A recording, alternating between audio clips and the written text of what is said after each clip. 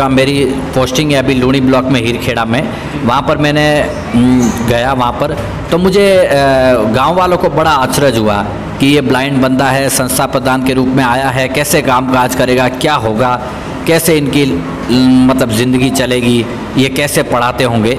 तो देखो, तकलीफ़ें तो आपको स्वाभाविक सी चीज़ है कि आना स्वाभाविक है। जीवन में अगर आप आगे बढ़ोगे तो तकलीफ़ों का सामना करना पड़ेगा, पर मैंने अपनी हिम्मत और हौसला नहीं हारी। मेरे को जैसा भी संघर्ष करने को मिला, जैसा ही मेरे को जो भी जिससे जैसा भी सुनने को मिला, समझने को मिला, मैंने सबको मतलब। नमस्कार, मैं हूँ सुरेश कुमार और आप देख रहे हैं मोठार न्यूज़। जैसे कहते हैं कि अगर कुछ करने की चाहत हो तो नामुमकिन को मुमकिन बनाया जा सकता है। इसी क्रम में आज हमारे साथ एक ऐसी शख्सियत जो दिव्यांग है और वो वर्तमान में लूणी ब्लॉक में एक संस्था प्रधान के रूप में कार्यरत है। तो आज हम आपको उनसे रूबरू कराएंगे कि किस प्रकार उनका सफ़र रहा और एक अपने इस दौर को किस प्रकार उन्होंने शिक्षा के क्षेत्र में और अपना ये गवर्नमेंट नौकरी लेना इस समय बहुत मुश्किल होता है। जैसा कि आपको पता ही है कि बहुत सारी बेरोजगारी है। तो अभी हमारे साथ मौजूद है राजा राम जी जड़वा चौधरी। तो सर, सबसे पहले तो आपका मोठार न्यूज़ पर बहुत बहुत स्वागत है। धन्यवाद सर। तो सर, हम ये जानना चाहेंगे सबसे पहले आपसे कि आपकी शुरुआती मतलब आपके परिवार के बारे में और आपकी शिक्षा के बारे में। देखो, हमारा परिवार एकल परिवार के रूप में यहाँ सादड़ी रामजी वाला बेरा शीतला माता रोड में निवास करता है। और साथ में मेरे परिवार में मेरे मम्मी पापा, मेरे सिस्टर्स, 2 सिस्टर, 2 ब्रदर्स, भैया भाभी एवं उनके बच्चे हैं। और मैं जन्म से ब्लाइंड हूँ, यानी कि मुझे आँखों से दिखाई नहीं देता है। तो सर, आपकी मतलब शुरुआती शिक्षा कहाँ से स्टार्ट हुई? मेरी शुरुआती शिक्षा अपने जड़वा समाज में एक बाली से बिलोंग करते हैं, श्री पुनाराम जी चौधरी। इन्होंने जब मेरे नेत्रहीन होने का पता लगा, मैं 6 महीने का था जब मेरे नेत्रहीन होने का पता लगा। बाद में मैं जब 5 साल का हुआ तो उन्हें मालूम चला कि यहाँ सादड़ी में एक ब्लाइंड बच्चा है। तो उन्होंने मेरे पेरेंट्स को गाइड करते हुए मुझे जोधपुर की ओर प्रदर्शित किया, जहाँ पर मैंने रहकर अपनी प्रारंभिक शिक्षा दीक्षा ग्रहण की। फिर आपका मेन इस ओर प्रेरित करने का श्रेय आप किसको देना चाहेंगे? मतलब जैसे मुझे कहते हैं, आपको जिसने मतलब रास्ते पर चलना सिखाया, जिन्होंने आपका मार्ग प्रशस्त किया, मैं वो सारा श्रेय अपने भाई पुनाराम जी चौधरी को देना चाहता हूँ।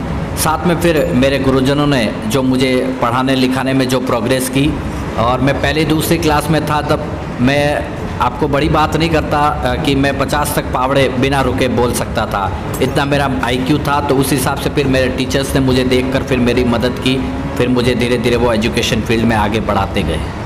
वर्तमान में जैसे कोरोना महामारी है, इस समय एजुकेशन को लेके, शिक्षा को लेके आप क्या कहना चाहेंगे? मैं ऐसा कहना चाहता हूँ कि देखो, कोरोना वैश्विक महामारी है, पिछले विगत दूसरा साल प्रगति पर है, तो लगातार चल रही है। तो हमने शिक्षा के क्षेत्र में सरकार ने जैसा हमें गाइड किया कि आप स्माइल 2, स्माइल 1 के जरिए ऑनलाइन व्हाट्सएप पे बच्चों को पढ़ा सकते हैं। आप ट्विटर है, गूगल मीट है, या जो है गूगल मीट है, इस ऐसी जो ऐप्स है, या जैसे व्हाट्सएप के जरिए, इन व्हाट्सएप पे आपको सरकार द्वारा जो प्रोग्राम भेजे जाते हैं बच्चों को, जो लेसन्स वगैरह, तो हम क्लासों के बच्चों के क्लास वाइज ग्रुप बनाकर हम उनको पढ़ाते थे और पढ़ाते भी हैं। साथ ही मैं यही कहना चाहता हूँ सभी से कि आप शिक्षा से निरंतर जुड़ते रहें, चाहे दिन में 1 घंटा सुबह, 1 घंटा शाम को भी पढ़ें। बाकी आप पढ़ाई को आप अपने से अलग ना करें, क्योंकि आप अगर तैयारी करते हैं, लगातार रूटीन में रहते हैं, आपको किसी भी एरिया में वापस आना, कम बैक करना बहुत मुश्किल होता है। जबकि अगर लगातार प्रोसेस, आप लगातार दिन रात 1-2 घंटा अगर पढ़ाई करते रहेंगे तो आपका जीवन निश्चय ही सफलता की ओर कदम चूमेगा। तो आप जैसे पहले की शिक्षा और अब की शिक्षा में क्या अंतर आपने मतलब महसूस किया? देखो, पहले की शिक्षा में और अब की शिक्षा में बहुत सा अंतर है। पहले शिक्षा लगभग सारी ऑफलाइन थी, आजकल सारी शिक्षा ऑनलाइन पर हो गई है, क्योंकि यूट्यूब पर भी आप जो चाहे वो सर्च कर सकते हो, और आप जो भी चाहे वो, जैसे मीट के जरिए आप सम्मेलन कर सकते हो, गूगल मीट के जरिए, जूम के जरिए आप सम्मेलन कर सकते हो, क्लासें अटेंड कर सकते हो, चैनल्स के जरिए, ऐप्स के जरिए। आजकल पढ़ाई के सोर्सेज बहुत है। आजकल मैं ये मानता हूँ कि पढ़ाई आपकी मोबाइल में है, आपका जेब में है। अगर आपके मन में जोश, उत्साह, जज्बा और जुनून हो तो आप पढ़ाई को आसानी से कर सकते हैं। तो आपने ये बताया, अब आगे आप अपने जो, मैं आपसे एक समाज के तौर पर पूछना चाहता हूँ कि आप अपने समाज के भी छात्र हैं, अन्य जो युवा पीढ़ी है, अब उनके लिए क्या कहना चाहेंगे, क्या संदेश देना चाहेंगे पढ़ाई में? युवा पीढ़ी को यही संदेश देना चाहता हूँ कि आप निरंतर पढ़ते रहें और एक अपनी समाज की को आधारशिला रखते हुए अपने समाज में अपना मुकाम हासिल करना है, अपने परिवार, अपने माता पिता, समुदाय का नाम रोशन करना है, तो आपको मेहनत एवं परिश्रम के साथ पढ़ाई करनी पड़ेगी। साथ ही जो आप इधर उधर की ये चहल पहल देखते हो, दुनिया का जो झमेला देखते हो, उसमें ना पढ़ते हुए जिनको अपना लक्ष्य, जिन्होंने ठान रखा है, जो अपने टारगेट की ओर अग्रसर है, उनको निरंतर पढ़ाई करते हुए और अपना अच्छा सा एक जीवन में रिकॉर्ड बनाकर अपना नाम रोशन करें। उसमें हम आपसे जानना चाहेंगे, आपने शुरुआती पढ़ाई से एंड तक पूरी पढ़ाई जोधपुरी की थी? बिल्कुल, मैंने सादड़ी में, या जो अपने नंबर 2 स्कूल है, इसमें थोड़ा बहुत मेरे बड़े भाई साहब के साथ गया था। फिर यहाँ पर मेरा बैठ नहीं पाया तो हम क्या है, फिर जोधपुर गए। फिर जोधपुर से मैंने 10वीं 12वीं BA MA BEd सब की। फिर वहीं से मैं 2018 की भर्ती में जो है उत्कर्ष में कोचिंग करके, पढ़ाई करके, सेल्फ स्टडी करके मेरा सिलेक्शन हुआ। मैंने भी यूट्यूब से, उत्कर्ष ऐप से, ऑनलाइन का भी बहुत सहयोग लिया है। और मैं, जब हम ब्रेल लिपि से पढ़ते हैं, आप यूट्यूब पर या गूगल पर कोई भी जाकर सर्च कर सकते हैं कि ब्रेल लिपि किसे कहते हैं, तो उसके संबंध में आपको सब इन्फॉर्मेशन मिल जाएगी कि इससे दिव्यांग लोग या जिनको आंखों से दिखाई नहीं देता है, वो इस ब्रेल लिपि का सहारा लेकर पढ़ लिख सकते हैं। तो सर, आप मतलब अभी जैसे वर्तमान में संस्था प्रधान है, तो उस रूप में आप कार्य कर रहे हैं, तो किस प्रकार आपको कुछ परेशानियों का भी सामना करना पड़ रहा होगा, तो उसके बारे में आपका क्या कहना है? देखो, जब हमारा वरिष्ठ अध्यापक भर्ती 2018 में सिलेक्शन हुआ और हमारी ज्वाइनिंग प्रक्रिया चालू हुई, उससे 15-20 दिन पहले हमें जब उदयपुर संभाग वगैरह में ज्वाइनिंग दी जा रही थी, तो कहा जा रहा था कि सामाजिक विज्ञान के जो बंदे हैं उनको संस्था प्रधान के रूप में नियुक्त किया जाएगा। हम भौचक कैसे रह गए, हमें आश्चर्य हुआ कि आखिर ये बला हमारे पे कैसे आई। हमने तो ये सोचा फ्यूचर में कि चलो अपन 2nd ग्रेड अध्यापक बन गए हैं और आगे जाकर अपन को स्कूल में 9th से 10th और 6ठी से 8वीं तक पढ़ाना है, पर हमें ये मालूम नहीं था कि हमें संस्था प्रधान की जिम्मेदारी दी जाएगी। तो हमने फिर, जो मेरी पोस्टिंग है अभी लूणी ब्लॉक में हीरखेड़ा में, वहाँ पर मैंने गया। वहाँ पर तो मुझे गांव वालों को बड़ा आश्चर्य हुआ कि ये ब्लाइंड बंदा है, संस्था प्रधान के रूप में आया है, कैसे काम काज करेगा, क्या होगा, कैसे इनकी मतलब ज़िंदगी चलेगी, ये कैसे पढ़ाते होंगे। तो देखो, तकलीफ़ें तो आपको स्वाभाविक सी चीज़ है कि आना स्वाभाविक है।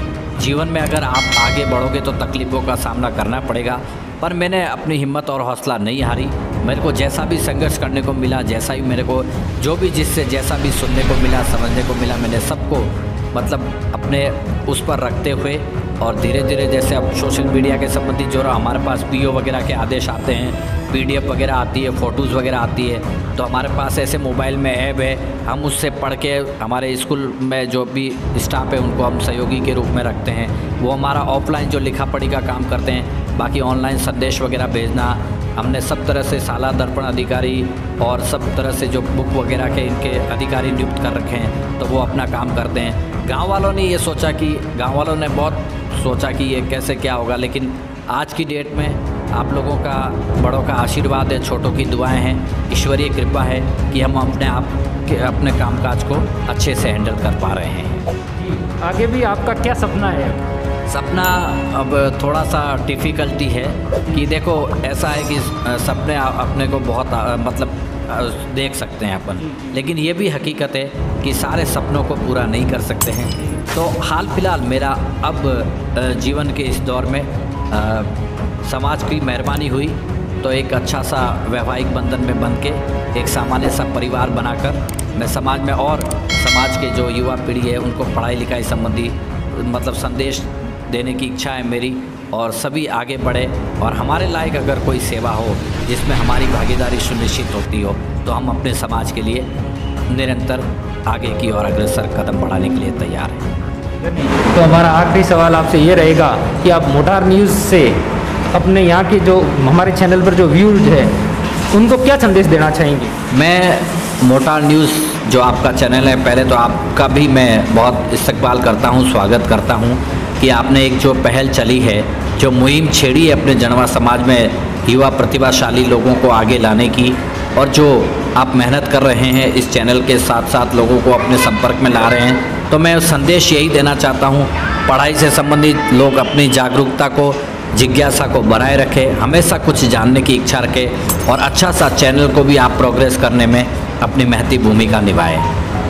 बहुत बहुत धन्यवाद। ये थे राजाराम जी, जिन्होंने आज हमारे से बात की है, किस प्रकार इन्होंने अपने सफ़र की शुरुआत की और सफ़र को एंड मुकाम एक शख्सियत जहाँ सफलता हासिल की बड़ी, अभी वर्तमान में ये संस्था प्रधान के रूप में कार्यरत है। तो सर बहुत बहुत धन्यवाद, आपने समय निकाला और हमारे से बात की। धन्यवाद सर।